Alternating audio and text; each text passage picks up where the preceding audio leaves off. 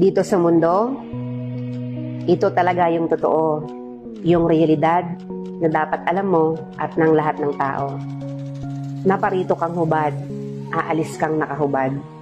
Dumating kang nangihina, lilisan kang mahina. Iniluwal kang walang salapi at mga bagay, maglalaho kang walang salapi at mga bagay. Ang una mong paligo, may naghugas sa iyo. Ang huli mong paligo, may maghuhugas sa iyo.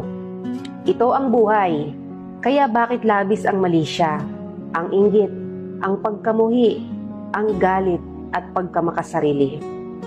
Maging mabait sa lahat at gumawa ng kabutihan. May hangganan ng oras natin sa mundo. Huwag sayangin sa walang kabuluhang bagay. Manalangin at higit sa lahat, huwag na huwag nating sasambahin ng pera. Dahil kahit anong dami ng pera mo o ng ari-arian mo, kapag binawi ng Diyos ang buhay mo, iiwan mo rin yan at hindi mo madadala sa iyong pupuntahan.